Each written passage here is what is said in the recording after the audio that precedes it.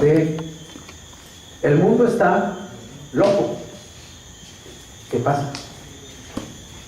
Quiero hablarle de esto hoy, solamente una sola conferencia, una meditación, una reflexión, porque precisamente me encontré ese título en la revista Semana de octubre y noviembre. La revista Semana lo colocó de esta manera: el mundo está medio loco, yo diría loco y medio en realidad. Un fascista triunfa en Brasil, bombas a Clinton y Obama. Un gobierno descuartiza a periodistas. Migrantes viajan en masa por el mundo. Y la pregunta es, ¿qué pasa?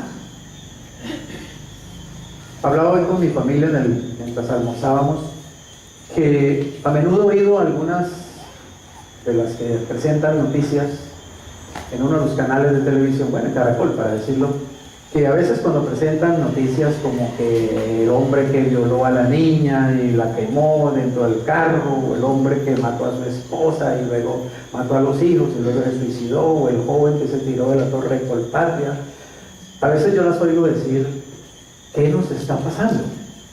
Han hecho esa pregunta, ¿qué nos está pasando? Y la gente cuando ve todo ese tipo de noticias, ese tipo digamos, de situaciones que están pasando en el mundo, de desastres naturales, de problemas, digamos, económicos en todo el mundo, de revueltas en todas partes, las personas saliendo a las calles a protestar, indignados por una cosa o por otra, el miedo en Colombia, por ejemplo, ahorita la famosa reforma tributaria que tiene temblando a más de uno y a la clase media pues comiéndose las uñas por la reforma tributaria y todo ese cuento. La gente se pregunta, ¿qué pasa? ¿Qué está pasando? ¿Qué nos está pasando? Y la verdad es que nos está pasando lo que nos ha pasado desde Adán. Lo mismo siempre nos está pasando. Que tenemos evidentemente un problema y que ese problema está en nosotros los seres humanos. No está en los animales, no está en las estrellas, no está en la luna, no está en las plantas, no está en los minerales, está dentro de nosotros. Pero somos tan ciegos que no lo vemos, que no tenemos claridad precisamente, y por eso nos preguntamos, ¿qué pasa? La revista Semana, adentro de ella, digamos, ya relacionó este artículo diciendo, avanza la locura. Un fascista autoritario se apodera de Brasil, llegan bombas a Obama y Clinton, miles de migrantes viajan en masa a Estados Unidos, el tratado nuclear entre Rusia, entre este y Rusia tambalea, mientras los más delirantes teorías conspiratorias se abren paso. El mundo parece cada vez más loco.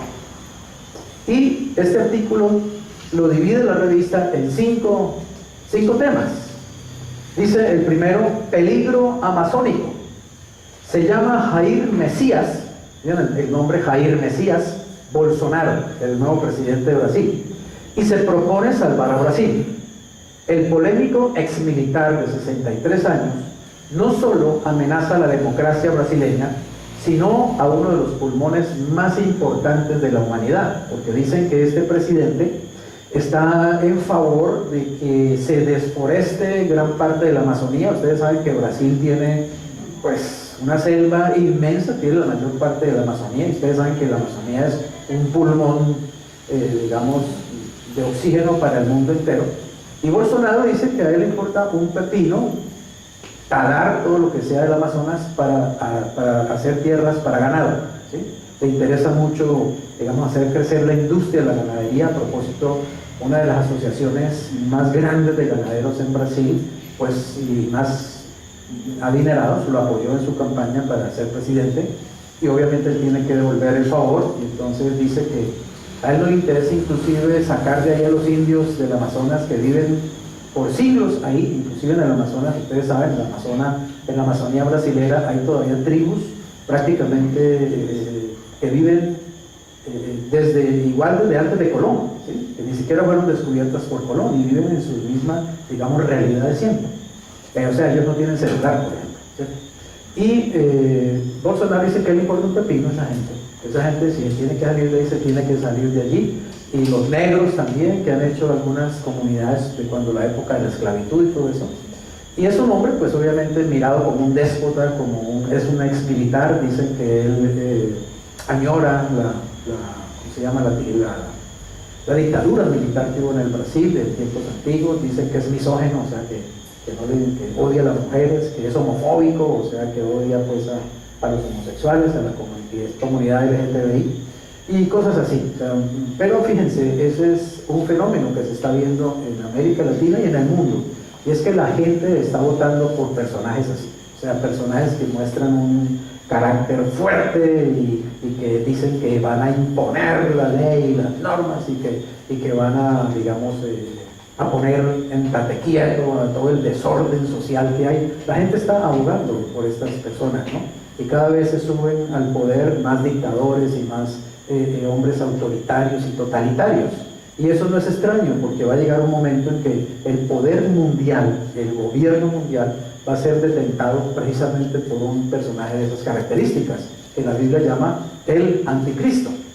El segundo aspecto de ese artículo dice miedo en Estados Unidos. 12 paquetes con artefactos explosivos llegaron a las casas de varias figuras opositoras y a la sede de la cadena de noticias CNN, mientras Trump culpa a los medios. Algunos partidarios del magnate afirman que todo es una patraña de los demócratas. O sea, hemos visto en las noticias que llegaron 12 paquetes, a propósito, 12 paquetes en bolsas a diferentes personajes en Estados Unidos, paquetes explosivos, ninguno explotó, gracias a Dios. Una de esas personas era pues Hillary Clinton, el expresidente Obama. Todos son demócratas, es decir, no son del partido republicano del cual es Donald Trump, y todos son opositores al gobierno de Donald Trump. Y la cadena CNN, que ha sido, digamos, muy reiterativa en sus noticias contra Trump. Entonces, obviamente, muchos dicen, es Trump, ¿cierto? Trump es el que está mandándoles esas bombas a estas personas, y Trump dice que son los mismos demócratas que se las están mandando ellos mismos precisamente para que culpen al gobierno. Así que las teorías siempre están de lado y lado, ¿no?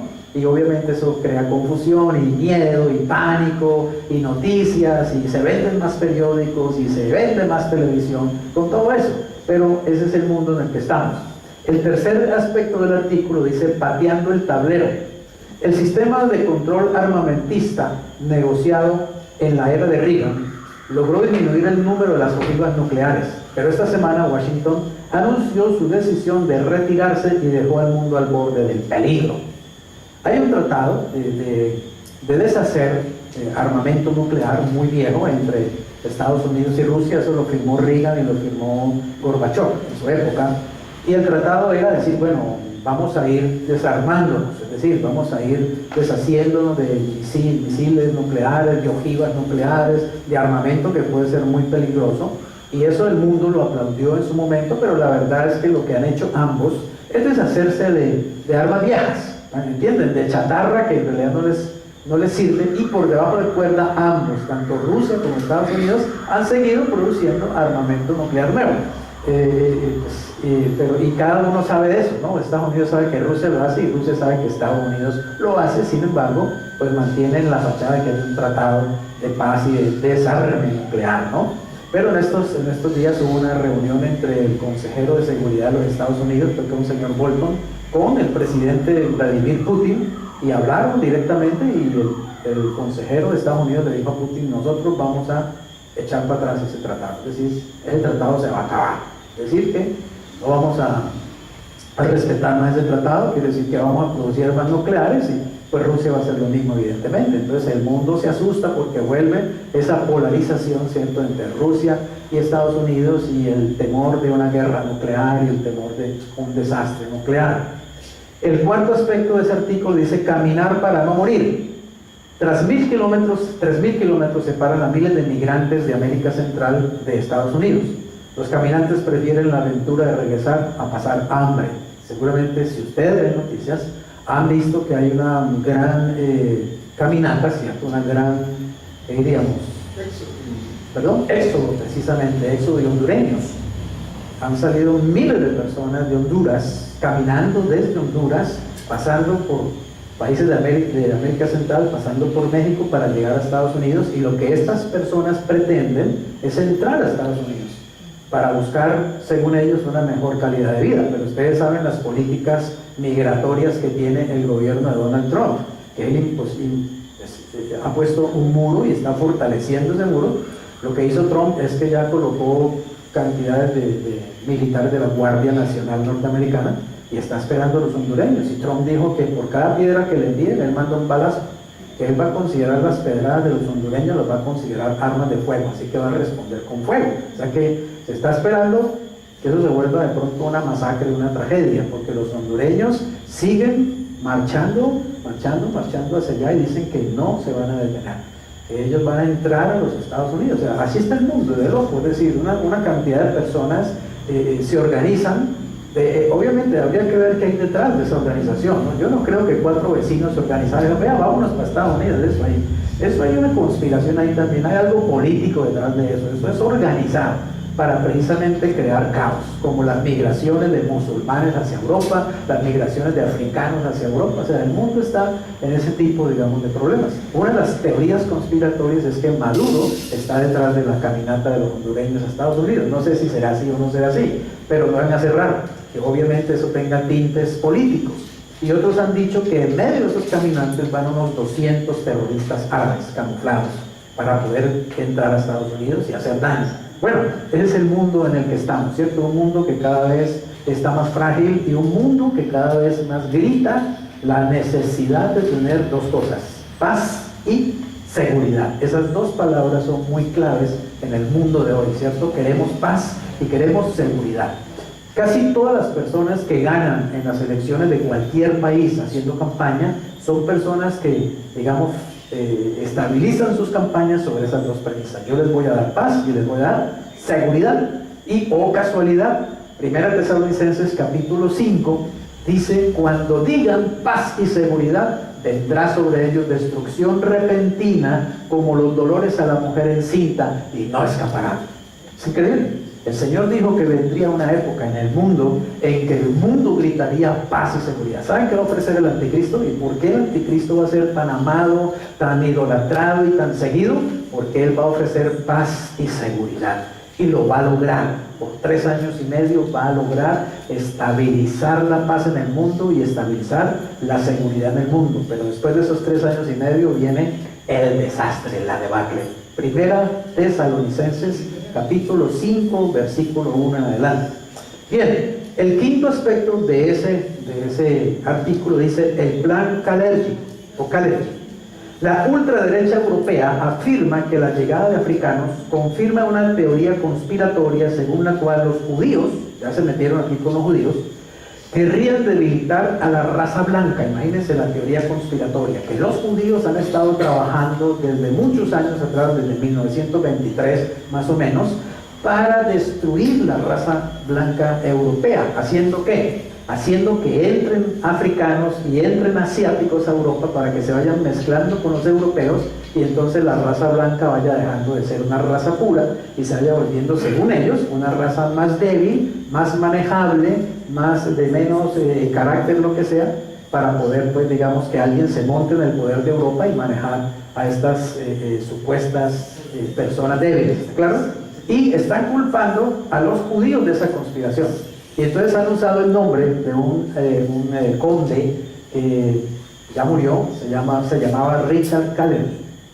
Y él, Richard Kalergi, nació en Hong Kong. Era hijo de un diplomático austrohúngaro, correcto, austrohúngaro. Y este hombre, pues, fue masón. Entonces ha inventado que cuando él hablaba con los masones europeos y que él les decía eso, que había que traer a africanos y asiáticos a Europa, ¿cierto? Para debilitar la raza blanca, y eso es mentira. Inclusive este conde fue uno de los primeros que empezó, digamos, a buscar la unidad de Europa, el europeísmo, ¿sí? la Unión Europea, y él tiene unos libros y en esos libros nunca habló nada de un plan como esos. Pero usted sabe que las noticias hoy en día, hay una encuesta que dice que la gente, más del 60% de la gente cree todo lo que ve en WhatsApp. Es increíble. La gente cree que porque está escrito en una parte ya eso es verdad, y la gente se come una cantidad de mentiras en WhatsApp y en los medios de comunicación y en las redes sociales. Los seres humanos somos, digamos, proclives a creer que todo lo que dicen en la televisión, eso es verdad también. Y en la televisión dicen mentiras todo el tiempo, de un lado y del otro, ¿cierto? Y en el periódico dicen mentiras todo el tiempo. Y en la internet dicen mentiras todo el tiempo. Por eso hay que ir a la Biblia, para conocer la verdad. ¿Amén? Bien, el mundo está loco. Yo quise abreviar el título, simplemente está loco. ¿Qué pasa? Quiso usar esa pregunta que hace la revista Semana, ¿cierto? ¿Qué pasa? Destrucción ambiental, terrorismo violento, peligro nuclear, hambruna mundial, racismo extremo. ¿Qué está pasando? En Lucas 21, 25 al 28 o al 26, hablando nada menos que nuestro Señor Jesucristo, dijo lo siguiente, hablando de estos tiempos. Entonces, habrá señales en el sol, en la luna y en las estrellas. Y en la tierra, ¿qué habrá? Angustia de las gentes. ¿Por qué? Confundidas a causa del bramido del mar y de las olas. Esto se puede interpretar en dos direcciones. La gente asustada por el bramido del mar y de las olas en el sentido literal, o sea, porque sabemos que es cierto, el cambio climático está derritiendo los polos y los polos están haciendo que el nivel del mar suba. Y eso crea tsunamis, y eso crea maremotos, y eso crea, se dice que va a llegar un momento en que muchas ciudades costeras del mundo van a ser arrasadas por el mar, van a ser inundadas. Entonces, obviamente, ¿qué causa eso? Angustia, por el bramido del mar y de las olas. Pero también se puede buscar la segunda interpretación, que es la interpretación espiritual. Y es que en la Biblia la palabra mar siempre simboliza a las naciones. Dice en Isaías que las naciones son como el mar, ¿cierto? En su vaivén constante, ¿sí? Y en su producir espumarajo y en su constante, digamos, inquietud. Así que también podría ser, digamos, por toda la revuelta que hay en las naciones, en la gente, la revuelta social que hay, ¿está claro? Las dos formas de verlo todas coinciden, las dos coinciden. Tanto el mar agitado social de las naciones, tanto como el mar físico agitado por el cambio climático. Y dice, desfalleciendo los hombres. ¿Por qué? Por el temor y la expectación de las cosas que sobrevendrán, ¿dónde? En la tierra. ¿Por qué? Porque las potencias de los cielos serán conmovidas. Todos hemos escuchado también de los problemas que digamos, ha habido los problemas en el sol, las tormentas solares. Ahorita se está hablando de que hay un planeta o un asteroide gigantesco que viene sobre la Tierra, y entonces uno lee en internet que la NASA lo sabe, pero la NASA lo está callando porque no quiere crear pánico, y que viene un asteroide que va a pegar contra la Tierra y eso, bueno, que va a ser como en la época de la extinción de los dinosaurios, y hay muchas cosas. Entonces, ¿qué crea todo eso? Las palabras que he señalado ahí, ¿cierto? Angustia, confusión, desfallecimiento, temor, expectación. Y si hay algo que sinceramente, digamos, describe a las personas de este tiempo, es eso. La gente está muy asustada, porque hoy tenemos medios de comunicación, ¿cierto?, que todo el tiempo nos están dando noticias en tiempo real. Entonces, estalla algo en China y ya lo estamos viendo. Se está quemando ya California, han leído, ¿no? Han visto, ¿cierto? Los incendios en California, y uno lo está oyendo. Y todo eso lo que produce es que uno se llena de una carga de angustia, de problemas, de dificultades. Uno prende el noticiero y siempre buscan la noticia más amarillista y más, la mató y le pegó 20 puñaladas. Ya le vamos a contar, ¿sí? Y usted espera en las propagandas para que le cuenten de las 20 puñaladas que le pegaron a la señora, y qué angustia, y qué dolor, y qué preocupación, ¿cierto? Y así es el mundo en el que estamos viviendo, un mundo confuso, un mundo que todo está consumiendo a menudo tragedias, y es una expectativa negativa a las cosas. Pero Jesús dijo que evidentemente eso va a ocurrir, porque evidentemente sí van a venir cosas cada vez más difíciles. La Biblia está muy clara en eso, el Señor mismo lo dijo muy claramente. Pero miren la razón, para mí la razón de por qué pasa lo que pasa está, por ejemplo, en este versículo, 2 Timoteo 3, 1 al 5. También debes saber esto, que cuando en los postreros días, que son estos que estamos viviendo bíblicamente hablando, vendrán ¿qué? Tiempos peligrosos. ¿Por qué?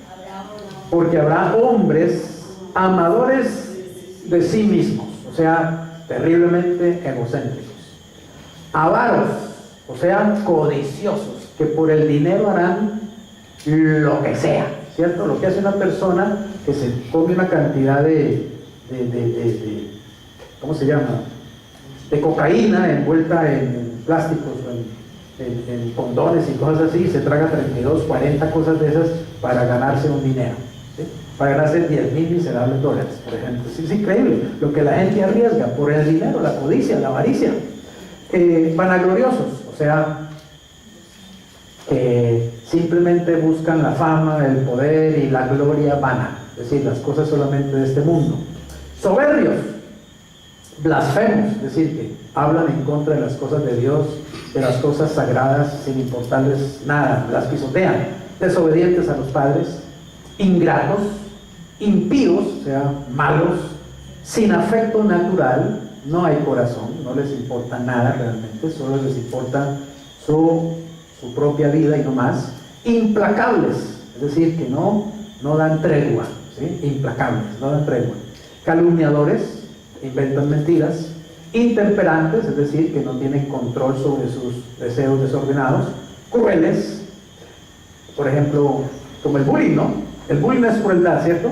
Y uno cómo puede ver niños de 10 años, de 2 años, siendo tan crueles con otros niños. O sea, es increíble, ¿no? Que ya los niños también están usando una crueldad increíble. Y eso es producto de una sociedad que está enferma. No solo enferma, la Biblia dice que está muerta, espiritualmente está muerta. Aborrecedores de lo bueno. A lo bueno le llaman malo y a lo malo le llaman bueno, y a lo bueno lo quieren desaparecer, ¿cierto? Quieren desaparecer los principios, quieren desaparecer los valores, quieren desaparecer los valores religiosos, quieren desaparecer los valores morales, porque eso ya no les parece realmente que funciona, no es bueno. Traidores, impetuosos, o sea, que arrollan, que pisotean, lo que sea. Infatuados, o sea, subidos engreídos. Amadores, esto sí que es una realidad que describe muy bien estos tiempos, amadores de los deleites más que de Dios. O sea, es un mundo y es una sociedad realmente hedonista, ama el placer por encima de Dios, que tendrán que apariencia de piedad, es decir, que van a las iglesias, que están en las iglesias, que asisten a las iglesias, pero no creen realmente en nada de lo que escuchan, pero negarán la eficacia de ella. A estos, elegidlos, evítalos. Ahí está la razón de por qué pasa lo que pasa. Está en el hombre. Noten que dice la Biblia, vendrán tiempos peligrosos, y no dice, porque los animales de la selva se meterán a las ciudades, porque el sol se va a recalentar, porque los bosques se van a quemar. Dice, habrá tiempos peligrosos porque los hombres serán así y así y así y así. Es la mejor descripción de la sociedad actual, realmente. ¿Cuál es el problema del hombre? El pecado. Es el problema del ser humano, es el pecado. Pero la gente no lo quiere reconocer, que su problema es el pecado.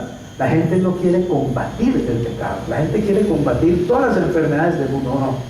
Los laboratorios luchan y los que están en la ciencia médica luchan por combatir y erradicar todas las enfermedades del mundo, pero no quieren erradicar el pecado, no quieren luchar contra el pecado, no quieren meterle un peso a la lucha contra el pecado, porque no entienden ni siquiera su condición. Cristo dijo que el ser humano sin Cristo está ciego y que hay guías, hay ciegos guiando a otros ciegos, sencillamente. El hombre no entiende su condición, ¿no? Y por eso se pregunta, ¿qué pasa? ¿Qué pasa? ¿Qué sucede? ¿Qué pasa? Que tienes un problema muy grave adentro y se llama tu pecado. Y es la primera situación a la que tú tienes que ponerle atención. Es en lo primero en que tienes que ponerte serio.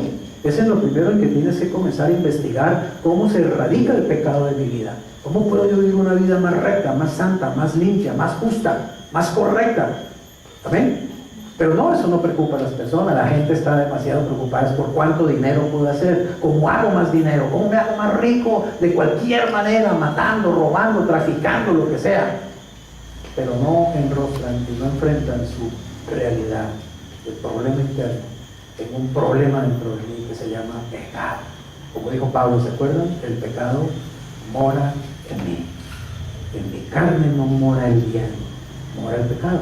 Y el pecado es la razón de todas las desgracias de la raza humana desde Adán hasta nuestros días. Siempre ha sido el mismo problema, el pecado. Y estamos tan ciegos que no nos damos cuenta. Creemos que la solución está afuera, que la solución es tener más cosas, más tecnología, más educación, más qué sé yo, ¿cierto? Pero no enrostramos el verdadero problema. Así que, ¿cuál es la solución? Y quiero decirte que Dios tiene un plan, y de eso se trata esta charla básicamente. Que Dios tiene un plan y lo ha tenido siempre, y lo ha estado desarrollando, y es un plan muy sencillo, es un plan maravilloso, y es muy sencillo. Y esa solución está en dos venidas, las dos venidas. La primera venida de Jesucristo, obviamente, a este mundo, ¿cierto? Fue para reconciliar al mundo y para ofrecerle salvación. Todos conocemos Juan 3, 16 al 18. Porque de tal manera amó Dios ¿a quién? Al mundo, a la raza humana, al hombre, para que ha dado a su Hijo unigénito, para que todo aquel, oiga bien, todo aquel que en él cree, no se pierda, mas tenga vida eterna. Yo no sé, ¿usted habrá escuchado alguna vez un ofrecimiento más grande que vida eterna? Pero a la gente hoy le ofrecen plata y vende a la mamá por plata, vende a los hijos por plata, pero le ofrecen vida eterna y no cree. No cree que se puede tener vida eterna y que es un regalo de parte de Dios. No quieren escuchar a Dios, pero van a escuchar a cualquier chiflamicas que les ofrezca dinero por cualquier cosa. Vendo un riñón, lo vendo porque necesito dinero. Vendo a mi hija, la prostituyo porque yo necesito dinero, yo necesito comer. ¿Entienden esto? Me voy caminando hasta Estados Unidos y allá Donald Trump me tiene que recibir como sea porque yo necesito mejorar mi vida. ¿Cómo así? Es estúpido, es un mundo loco. Y Dios ha estado ofreciendo gratis, vida eterna. Y no le hemos prestado atención. No lo escuchamos. Nos parece que hay mejores ofertas. Y esa vida eterna Dios la ofreció enviando a su propio Hijo unigénito, a su amado, a su escogido, a su hermoso Hijo Jesucristo. Dios se desprendió de su Hijo para darnos a nosotros esa posibilidad de tener salvación y tener vida eterna, para que todo aquel que en él cree no se pierda, mas tenga vida eterna. Porque no envió Dios a su Hijo al mundo, oiga esto, para condenar al mundo, sino para que el mundo sea salvo por él. El que en él cree, o sea, el que cree en Jesucristo, no es condenado, pero el que no cree ya ha sido condenado, porque no ha creído en el nombre del unigénito Hijo de Dios. Nota la sencillez del plan de Dios. Dios ofrece salvación y vida eterna al hombre, y para eso envía a su Hijo. Y Él dice, todo lo que tienes que hacer para ser salvo y recibir la vida eterna es creer en aquel que yo he enviado, mi Hijo unigénito. Y todo lo que tienes que hacer para parrandearte tu vida y tu eternidad es no creer en Él. Escoge. Y Cristo vino a eso, a dividir al mundo en dos clases de personas: los que creemos en Jesucristo, los que hemos creído en Jesucristo, y los que no han creído en Jesucristo, los que hemos aceptado a Jesucristo como el Hijo de Dios y los que siguen rechazando a Jesucristo, los que hemos recibido el regalo de la salvación y la vida eterna y los que siguen todavía ignorando que hay un regalo tan grande y perdiéndose de semejante bendición.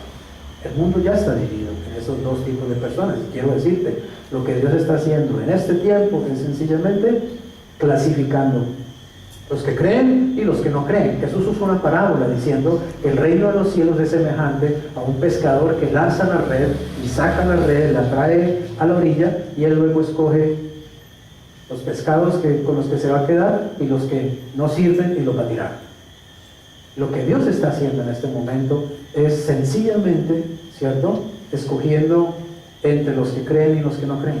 El que cree entra al reino, el que no cree para afuera. El que cree empieza a disfrutar de la presencia de Dios, el que no, que se friegue. El que cree, salvación; el que no cree, condenación. Así de sencillo. Para eso vino Cristo. Por eso Jesús dijo, ¿ustedes creen que yo he venido al mundo a traer paz? No, yo he venido a traer espada. Porque de ahora en adelante, en una misma familia, en una misma casa, dos estarán contra uno y uno estará contra uno. La nuera contra la suegra y la suegra contra la nuera, y aún el padre contra el hijo. ¿Por qué? Porque el uno cree y el otro no cree. En cierto sentido, Jesús causa división por medio, digamos, de la decisión que uno toma. Amén. Obviamente nuestra familia finalmente van a creer, pero muchos han tenido problemas, ¿cierto?, con su propia familia por haber creído en Jesucristo. Empieza a haber ataques y problemas porque la cosa es: o me defino con Cristo o me defino sin Él. Y Jesús mismo lo dijo, ¿cierto? El que conmigo no recoge, desparrama. Conmigo o contra mí. Así es el asunto. Es algo muy definido. Y eso es la primera venida de Jesús. Ahora, hay una segunda venida. La segunda venida de Cristo ya no es para reconciliación y salvación. Eso ya pasó, ya quedó atrás y ya está establecido. Ahora es para traer juicio y traer su reino sobre la tierra. Y obviamente, todo aquel que ha creído en Jesucristo va a participar de ese reino. Todo aquel que no creyó va a quedar excluido de ese reino para toda la eternidad. Hechos 1, 9 al 11 dice lo siguiente: y habiendo dicho estas cosas, viéndolo ellos, se refiere a los discípulos que veían que Jesús iba ascendiendo al cielo, fue alzado y le recibió una nube que lo ocultó de sus ojos. Y estando ellos con los ojos puestos en el cielo, entre tanto que él se iba, he aquí se pusieron frente a ellos dos varones con vestidura blanca, o sea, dos ángeles del Señor, los cuales también les dijeron: varones galileos, ¿por qué están mirando al cielo? Oigan estas palabras: este mismo Jesús, oigan bien, este mismo Jesús que ha sido tomado de ustedes al cielo, ¿qué va a pasar? Así vendrá como le han visto ir al cielo. Yo le pregunto, ¿usted cree que realmente Jesucristo va a regresar? ¿O usted cree que eso es un cuentecito? Que eso es una novelita, que eso es una tontería de fanáticos de la Biblia como nosotros? Jesús va a regresar. Jesús va a volver a este mundo. Y Jesús no va a venir a este mundo como la primera vez, a nacer en un pesebrito y a pasar 30 años en el anonimato y luego 3 años y medio por ahí, por las calles polvorientas de Jerusalén, sanando enfermitos y sanando viejitas y levantando muertitos y luego que lo claven. No, ya no va a venir eso. Ya eso pasó, ya lo hizo. Amén. Esa fue la primera parte del plan. Jesús va a venir ahora como Rey de Reyes y Señor de Señores. Va a venir a gobernar. Va a venir a tomar el control del mundo entero. Y lo va a tomar por la fuerza, dice el libro de Apocalipsis. Dice que Él va a reinar con vara de hierro. Él va a establecer un reino y se somete a todo el mundo, y el que no se sometió para afuera. ¿Está claro? Porque Él ya se ganó ese derecho en la cruz. Pero primero nos ha dado la oportunidad de ¿qué? De ser salvos, de recibir la vida eterna, de ser súbditos de su reino voluntariamente, creyendo en Él. En otras palabras, Él viene ya sencillamente a definir el asunto. El que creyó entró al reino, y el que no creyó, láncelo afuera, donde es el lloro y el crujir de dientes. Ya no viene un cordero, viene un rey. Amén. Ya no viene una víctima, viene un juez. Ya no viene sencillamente un profeta, viene un gobernante mundial. Se llama Jesucristo, pero es el mismo. Este mismo Jesús que ustedes lo han visto ser tomado para ir al cielo, oigan bien, así mismo vendrá. Va a venir el mismo Jesucristo, pero con otro ministerio, ¿está claro? En otro carácter. Jesús tiene varios ministerios. El ministerio de adoración. Él vino a enseñarnos a adorar al Padre en espíritu y en verdad. El ministerio de intercesión lo está en este momento ejerciendo en el cielo. Dice que Él ora y Él intercede por nosotros día y noche delante del Padre, porque Él es sumo sacerdote. El ministerio del Cordero vino a ser el sacrificio para la salvación. Pero le falta un ministerio, el ministerio del Rey. Todavía no lo está ejerciendo completamente, digamos, en el mundo. Él es Rey en los cielos y en la tierra y debajo de la tierra, pero va a venir a reclamar exactamente esa autoridad y ese nombre.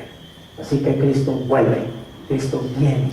Y eso tiene que ser para nosotros los cristianos una doctrina fundamental. Y tiene que ser para nosotros los cristianos algo que nos abra el entendimiento y nos abra la conciencia. Saber que Cristo viene, y quiero decirte, cada día está más cerca esa venida de Jesús.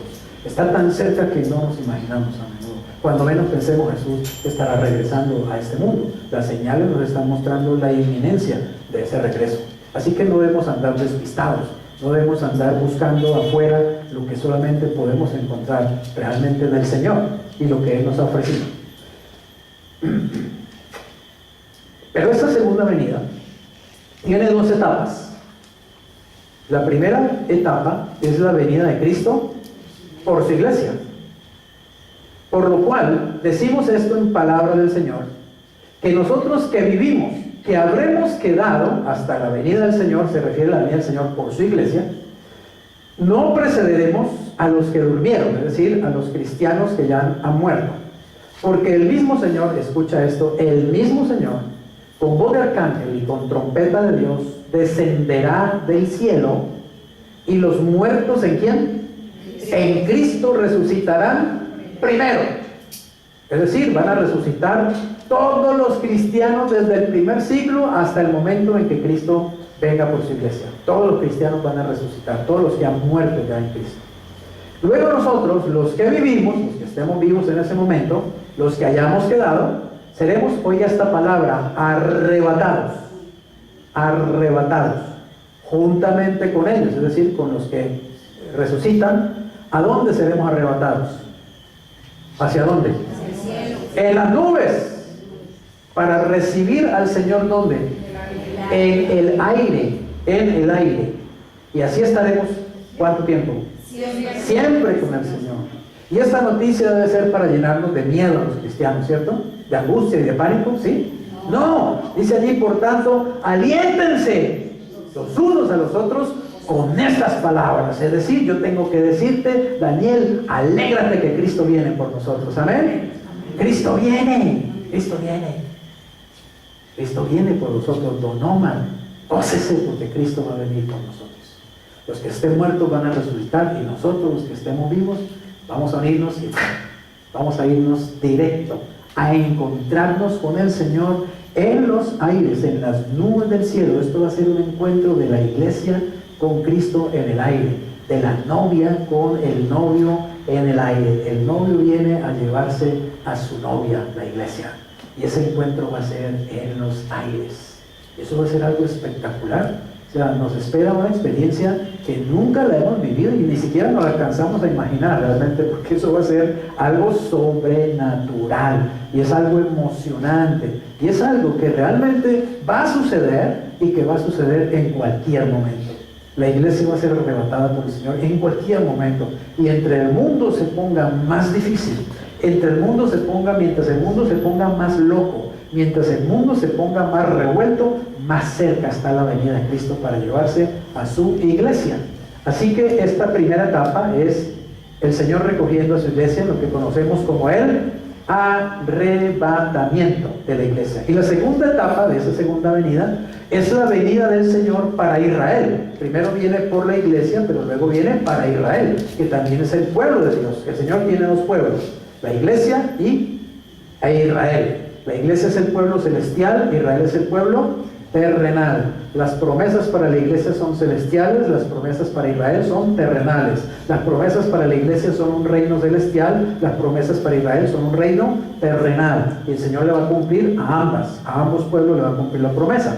Primero se lleva a la iglesia y 7 años después viene para Israel y viene para el mundo. Mateo 24, 29 al 31, en palabras del mismo Señor Jesucristo, dice lo siguiente: e inmediatamente después, oigan esto, inmediatamente después, ¿de qué?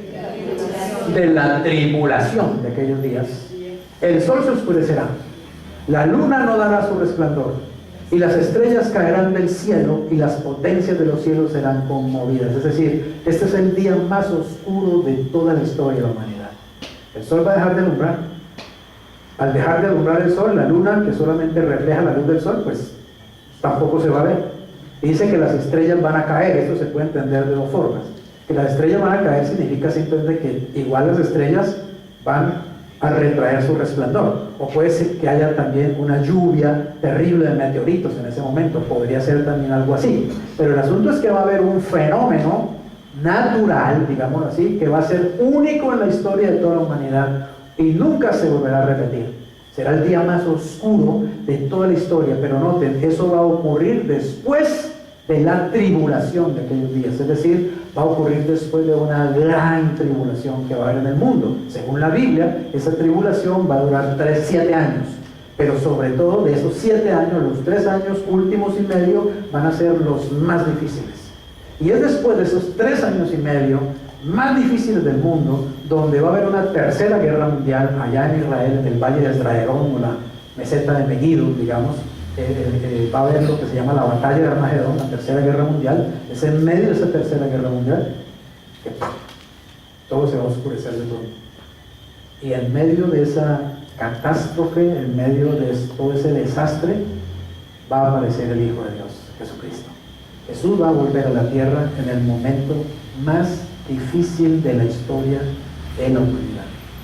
En el momento en que pareciera que los seres humanos finalmente vamos a destruirnos completamente, porque el mundo estará, digamos, inmerso en una tercera guerra mundial. Las potencias de la tierra estarán enfrentadas en el valle de Megiddo y se desarrollará la madre de todas las batallas y de todas las guerras, se llama Armagedón. Pero Cristo viene en ese instante precisamente. Entonces mira lo que sucede. ¿Qué sucede? Entonces aparecerá ¿qué? La señal del Hijo del Hombre en el cielo. Y entonces lamentarán todas las tribus de la tierra. ¿Y qué pasará? Verán al Hijo del Hombre viniendo sobre las nubes del cielo con poder y gran gloria. Y enviará a sus ángeles con gran voz de trompeta y juntarán a sus escogidos. Aquí se refieren no a la iglesia, que ya hace 7 años está con él, sino a Israel, los escogidos del pueblo de Israel y de las naciones que han creído en Cristo durante ese tiempo de gran tribulación. Los recogen de los 4 vientos desde un extremo del cielo hasta el otro. ¿Para qué? Para llevarlos al reino, para introducirlos al reino, no celestial, sino terrenal. Así que hay 2 arrebatamientos realmente. Uno es el arrebatamiento de la iglesia, que es de la tierra al cielo, y el otro es el arrebatamiento de los escogidos de la gran tribulación, que es de la tierra a la tierra de Israel, porque allí va a ser el centro del reino de Dios. Allí va a estar el palacio de gobierno de Jesucristo, en la misma ciudad de Jerusalén. Isaías dijo que de Jerusalén saldrá la ley, que de Jerusalén saldrá la palabra para todas las naciones. El arrebatamiento es Cristo que viene por su iglesia. La segunda venida es Cristo que viene al mundo. El arrebatamiento es Cristo viniendo para la iglesia. La segunda venida es Cristo viniendo para Israel y para las naciones. El arrebatamiento es Cristo llevándose a su iglesia para llevarla al tribunal de Cristo y a las bodas del Cordero. La segunda venida es Cristo viniendo a la tierra para establecer el reino terrenal de 1000 años. Cristo va a reinar inicialmente 1000 años físicamente, personalmente, visiblemente sobre este mundo 1000 años. ¿Te imaginas lo que Cristo puede hacer en 1000 años de gobierno? No lo hace Trump, ni Bolsonaro, ni Duque, ni nadie. Cristo va a reinar las naciones del mundo 1000 años inicial. Esa es la cuota inicial. Y luego la Biblia dice que Dios hará tierra nueva y cielo nuevo, y habrá eternidad de bendición y de paradisíaca para siempre, porque lo que Él nos ha ofrecido es vida eterna. No es cualquier 20,000 o 30,000 añitos, ni 50,000 añitos. Vida eterna es lo que nos ha ofrecido. ¿Puedes creer que haya una oferta mejor que esa? ¿Puedes creer que haya un mejor regalo? ¿Puedes creer que haya un mejor mensaje que el mundo debería conocer? Pero ¿está el mundo interesado en ese mensaje? ¿Lo hablan en la televisión? No, a ellos les interesa es mostrar las puñaladas. A ellos no les interesa mostrar el regalo de Dios para todos los hombres, porque están ciegos, porque están muertos, porque no entienden nada, porque el mundo está realmente loco. Y quiero decirte, cada día estará más loco, más loco. Bien, podemos resumir el plan de Dios en esta imagen. En Efesios 1, 9 al 10, ya estoy terminando, dice lo siguiente: dándonos a conocer, oigan esto, el misterio de su voluntad, según su beneplácito, es decir, según lo que a Dios le plació hacer, el cual se había propuesto en sí mismo. Esto es lo que Dios se ha propuesto hacer desde la eternidad. Este es el plan que ha estado en el corazón y en la mente de Dios, y esto es lo que ha estado en su voluntad, pero gracias a Dios, Él nos ha revelado su voluntad a través de un maravilloso libro que se llama la Biblia. Así que los que leemos la Biblia tenemos la oportunidad de conocer la voluntad de Dios, de conocer el plan de Dios para el mundo, el plan de Dios para la tierra y el plan de Dios para mí en particular, dándonos a conocer el misterio de su voluntad. ¿Y cuál es ese misterio y esa voluntad? Reunir, ¿cuántas cosas? Todas las cosas en Cristo. En la dispensación, escucha esto, en la dispensación del cumplimiento de los tiempos. Es decir, que Dios siempre ha tenido un plan y que Él ha estado desarrollando ese plan y Él ha estado cumpliendo los tiempos de ese plan. Nada en la tierra pasa por casualidad. Dios siempre ha tenido el control de la raza humana y de todo lo que pasa en este globo terráqueo. Pero es que Él tiene un plan que Él ha estado desarrollando ya por 4000 años antes de Cristo y ya por 2018 después de Cristo. Pero quiero decirte, ese plan está por quedar completo. Ese plan está por concluir. Dios ha tenido la paciencia de ir desarrollando su plan paso a paso, paso a paso. Él ha estado moviendo las fichas como en un ajedrez. Y Dios está a punto, oye bien, ya trajo hace tantos miles de años a su Hijo Jesucristo y Dios está a punto de volverlo allá, a este mundo. Cristo está a punto de regresar por segunda vez y cuando Cristo regrese por segunda vez quedará completo ese plan de Dios. Se habrán completado la dispensación del cumplimiento de los tiempos que Dios ha establecido según su voluntad. Entonces dice, así las que están en los cielos como las que están en la tierra. Es decir, Él va a reunir todas las cosas en Cristo, las que están en los cielos y las que están en la tierra. Se cumplirán las palabras del Padre nuestro. Padre nuestro que está ¿dónde? En los cielos. ¿Qué le estamos pidiendo? ¿Que se haga qué? Hágase tu voluntad. Es decir, Padre, completa por fin ese plan que tú nos has mostrado en tu palabra. Hágase tu voluntad. Venga qué. Venga qué. Se lo olvidó el Padre nuestro. Venga tu reino. Venga tu reino. ¿Y cuándo viene ese reino? Cuando venga el Rey por segunda vez. Cristo que vuelve. Venga tu reino. ¿Y cuál será el resultado de que Cristo venga y establezca su reino? Y hágase tu voluntad aquí en la tierra como en el cielo. Porque el plan de Dios es reunir todas las cosas en Cristo, las que están en los cielos y las que están en la tierra. El gobierno de Jesucristo abarcará los cielos y abarcará la tierra. Y ya no habrá otro Señor, y ya no habrá otro Rey, y ya no habrá otro pastor. Será el único. ¿Y sabes una cosa? Tú ya le perteneces a ese Rey. Ya le perteneces a ese pastor. Y tienes que estar feliz, tú tienes que vivir feliz.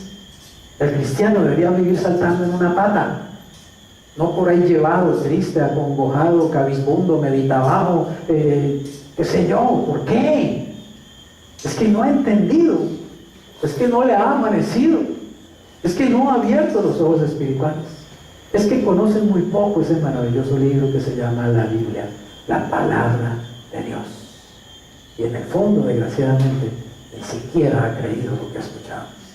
Pero si tú has creído lo que has escuchado, si tú estás creyendo lo que estás escuchando hoy, si tú estás creyéndole a Dios, debes alegrarte, debes gozarte.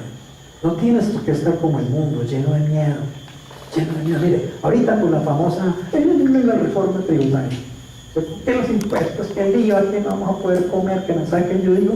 ¿Saben qué es lo que hay que hacer? En lugar de estar llorando, en lugar de estar saliendo en la calle a tirar piedra y a quejarse y no sé qué, ¿cierto? ¿Sabes qué es lo que tienes que hacer? Orar. Pues sí, muy lindo, hay que orar, claro. ¿Sabes qué tienes que hacer? Aumenta tu dinero, aumenta tu capital. Busca maneras de hacer más dinero. Es lo que tienes que hacer. ¿Por qué? Un problema económico no se resuelve pegándole a una olla y diciendo, ya ahora cómo vamos a comer. Problemas financieros se resuelve financieramente. Pero los cristianos, Dios mío, despistados, ¿qué vamos a hacer, Dios mío? ¿Cómo vamos a pagar el IVA? Dios mío, bendito, la clase media. Pues vuélvete media alta, sube, aumenta tus finanzas, aumenta tu capital. No te quedes ahí lloriqueando. Pero no escuchan, no oyen, no entienden, no ven. Y yo lo he repetido aquí hasta el cansancio. Invierte. invierte, invierte. Déjate de estarte gastando lo que recibes en tanta, perdóname la expresión, tanta pendejada en la que te la gastas la plata. Coge la plata, inviértela, porque hay donde invertirla y hay donde aumentar su capital. Esta familia pastoral desde el año 2005 hemos aumentado nuestro capital financiero a cifras que ustedes no se imaginan. No se las voy a decir porque usted cree que estoy loco, que le estoy diciendo mentiras, que le estoy exagerando. Pero ustedes no se imaginan lo que hemos aumentado en nuestro capital financiero y cómo estamos preparados. ¿Saben una cosa? Te digo, no con soberbia ni nada parecido. A mí la reforma tributaria me importa un pepino, me da risa, porque voy a tener con qué pagar esos impuestos 500 veces, 1000 veces, 10,000 veces.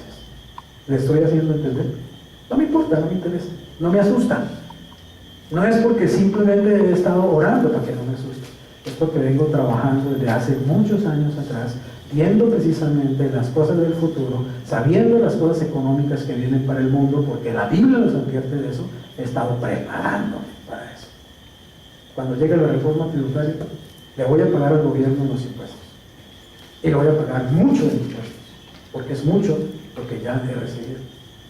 Pero los cristianos, dormidos ahí, dormidos, ¿qué vamos a hacer? Dios mío, ay Jesús. Haz algo que valga la pena, haz algo que tienes que hacer. Tienes que aumentar tus finanzas, tienes que preocuparte por hacer algo financieramente. Pero tú sigues haciendo lo mismo que siempre has hecho, gastándote el dinero, sintiéndote rico una semana porque recibes el sueldo y te sientes rico, y te vas al mejor restaurante y te pegas la mejor comida, y ¡ay, somos ricos! Y la semana siguiente eres pobre, y sigues con el mismo miedo que todo el mundo tiene por la finanza. Despierta. Tienes que hacer algo. Y déjame decirte, Dios te ayuda si lo haces. Dios te va a ayudar si eres inteligente financieramente y si comienzas a hacer lo que la Biblia dice que tienes que hacer. Y sabes una cosa, hay que empezar por darle a Dios lo que es de Dios. Por ahí tienes que empezar. Muchos de ustedes ni siquiera le dan a Dios lo que es de Dios en lo financiero. Ni siquiera hacen eso. Lo mínimo que hay que hacer, reconocer la parte que es de Dios. Y hay que, además de eso, hay que hacer algo más. No te quedes solo dando el diezmo. No creas que solo dando el diezmo tus finanzas se van a multiplicar mágicamente. No, tú tienes que coger el 90% y tienes que multiplicarlo. Es tu responsabilidad. Dios no te lo va a multiplicar, lo tienes que hacer tú. Tú le das el 10 y Él te da sabiduría para multiplicar ese 90. Porque yo soy Jehová tu Dios que te da poder para hacer las riquezas. Ay no, pero ¿para qué riquezas? Ya se puso a hablar el pastor de plata, nos está hablando de la segunda venida de Cristo y ya se puso a hablar de inversiones. Ay no, ¿para qué habla de eso? Yo no quiero ir. Por no ir vas a seguir como estás. Bien, ese cuadro dice claramente entonces que hay una primera venida de Cristo, ¿cierto? Y ya sabemos a qué vino Cristo. A darnos salvación y a darnos reconciliación de parte de Dios. Fundó su iglesia y lanzó su iglesia al mundo para que la iglesia predique el mensaje de la reconciliación y de la salvación. Amén. Para que la iglesia haga el trabajo que tiene que hacer discípulos en todas las naciones, regando el maravilloso mensaje del Evangelio. Pero ha llegado un momento en que el Señor se va a llevar a su iglesia, va a venir a los aires y ella va a alcanzarlo en el aire y se va a ir con el Señor. Entre tanto que eso pasa, van a ocurrir 7 años aquí en la tierra que se llaman Gran Tribulación. Y en esos 7 años, el Señor ya no pondrá como protagonista a la iglesia, como lo es en este momento, sino que pondrá como protagonista a su otro pueblo, el as que tiene bajo la manga, Israel. Israel será el encargado de predicar el Evangelio durante la Gran Tribulación, 144,000 sellados con el Espíritu Santo de todas las tribus de Israel, más otros profetas que el Señor enviará.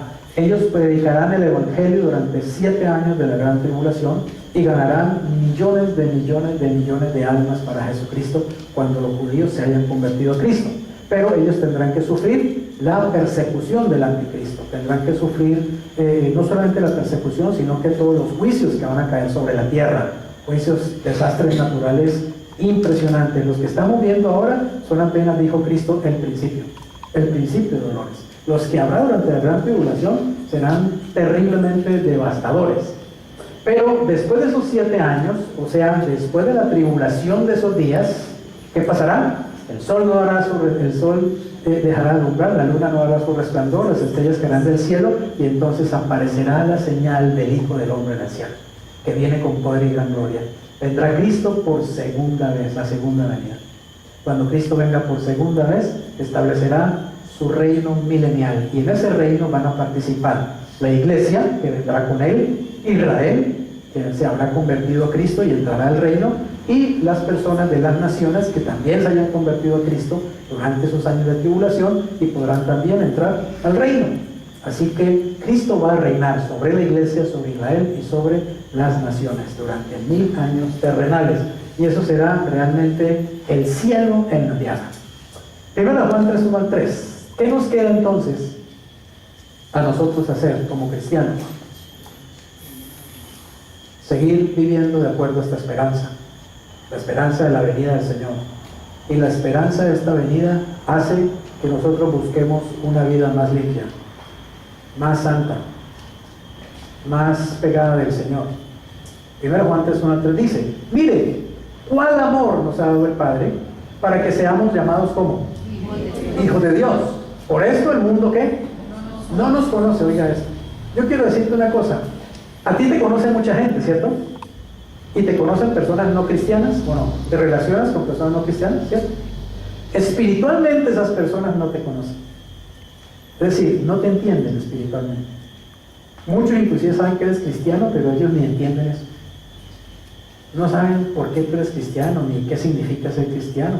Ellos simplemente te ven como una persona que le gusta la Biblia, o le gusta la religión, o sí, asiste a la iglesia. Pero ellos no nos entienden. El mundo no nos puede conocer espiritualmente hablando. Somos raros para el mundo. Somos bichos raros para la gente del mundo, porque no hay, obviamente, una comunión, una empatía espiritual. Por eso dice que el mundo no nos conoce. ¿Por qué? Porque no le conoció a Él, a Dios. Amados, ahora somos hijos de Dios, oiga esto, y aún no se ha manifestado lo que hemos de ser. O sea, que vamos a ser mucho más de lo que ahora somos. Pero ¿cuándo se va a manifestar eso que hemos de ser? Cuando Cristo venga por nosotros en el arrebatamiento. Pero sabemos que cuando Él se manifieste, ¿cuándo se va a manifestar? Cuando venga a llevarnos como iglesia. Esa es la parousia del Señor. En griego, parousia quiere decir la manifestación del Señor. Cuando Él se manifieste, ¿qué va a pasar? Seremos semejantes a Él porque le veremos tal como Él es. Y todo aquel que tiene esta esperanza en Él, o sea, esta esperanza de que Él viene a llevarnos, se purifica a sí mismo así como Él es puro. O sea que saber que el Señor vuelve tiene que ser una motivación para que vivamos una vida más espiritual, ¿amén? Para que realmente busquemos conocer mejor al Señor, conocer mejor su palabra, para que busquemos ser mejores instrumentos de Dios, para que busquemos tener un mejor testimonio de vida. Eso es lo que debe motivarnos, el saber que el Señor viene por nosotros. Así que yo le animo a que usted realmente cultive esta esperanza maravillosa. Deje que el mundo se vuelva loco, pero usted no se vuelva loco con el mundo. Usted no es del mundo, usted es de Cristo, usted es de la iglesia del Señor. Pero sea inteligente, escuche al Espíritu Santo, escuche a Dios y dígale: Señor, ¿qué tengo que hacer en estos tiempos tan difíciles? ¿Qué tengo que hacer en tiempos tan difíciles, Señor? Dígale al Señor que le guíe. No se quede allí simplemente lamentándose o sintiéndose tan confundido como la gente del mundo. Deje que los del mundo lloren y se asusten. Usted fortalezcase en el Señor. Llénese de esperanza. Llénese del Señor. Llénese de inteligencia. Estudie, investigue, busque. No se quede sentado, no se quede allí dormido. Realmente haga algo. Usted tiene que actuar. La fe es acción. La fe no es estar ahí sentado esperando que del cielo llueva castañas, no sé qué, ¿cierto? Así que, conclusión, el mundo está loco porque no reconoce su problema. ¿Cuál es su problema? Su pecado. Y no desea la solución. ¿Cuál es la solución? Conocer a Dios. Qué triste mundo, ¿cierto? Tiene la solución delante de sus narices. Jesucristo vino a este mundo a salvar este mundo. Y este mundo lo desconoce. No quiere esa solución. La gente quiere buscar la solución humanamente hablando. No, déjame que yo miro a ver cómo hago. Pero Dios, dejémoslo fuera. Dios no tiene nada que ver en este paseo. Yo soy el que voy a hacer las cosas por mí mismo. Y ahí están en un círculo, el mismo círculo de siempre. Ciegos, dando palos. No saben por dónde es la salida, no saben cuál es la solución. Y la solución es tan sencilla. Dios nos dio ya la solución. Es Cristo. Es Cristo. En mi vida, Cristo en mí. La esperanza de gloria, conocer a Dios en la solución. Pero oiga bien, ser guiado por Dios, ser guiado por el Espíritu Santo. Escuchar lo que Él dice y hacer lo que Él dice. ¿Estás haciendo lo que Dios dice? ¿Haces lo que la Biblia dice? ¿Lo aplicas? ¿Aplicas algo de lo que escuchas aquí?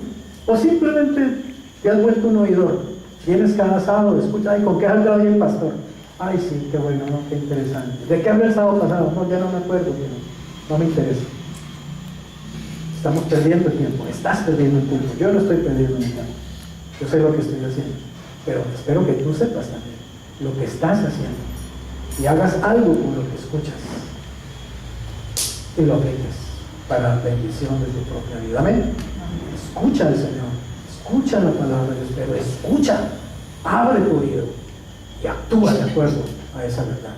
Porque solo la verdad te va a liberar de la reforma tributaria y de cualquier otro miedo que tengas. Amén. Padre, gracias te damos en el nombre de Jesús. Gracias porque tú nos amas, Señor. Ciertamente nos amas con un amor inalterable, Padre. Yo me maravillo cada día de tu amor, Señor. Me quebranta tanto amor. Te doy tantas gracias, Señor, por amarnos tanto, que enviaste a tu Hijo, a tu amado, a tu unigénito, para darnos salvación y vida eterna, pero también para darnos sabiduría para vivir en estos días difíciles, Señor. Por favor, Padre, yo te pido, abre los ojos de la iglesia, abre los ojos de los pastores, Señor, para que puedan guiar a los rebaños en el poderoso nombre de Jesús, en medio de tiempos tan difíciles, Señor. Espíritu Santo precioso, ministra a nuestro espíritu y echa fuera el temor de estos tiempos, Señor. Echa fuera también la pereza mental, la pereza espiritual, amado Rey de Gloria. Echa fuera de nuestras vidas, Señor, toda mentalidad de escasez, de pobreza. En el nombre poderoso de Jesús, Señor, renueva nuestras mentes, renueva nuestras vidas, renueva nuestros espíritus, Señor. Que a los hombres y mujeres, que primero que todo obedezcamos tu palabra, la pongamos por obra, Señor. Que busquemos purificarnos en esta maravillosa esperanza de que tú vuelves pronto, Señor. Y que podamos ser sal, podamos ser luz en medio de esta oscuridad. Te lo pedimos, Padre, en el poderoso nombre de Jesús. Y te damos gracias. Ven pronto, Señor Jesús. Amén. Y amén. Bendiciones.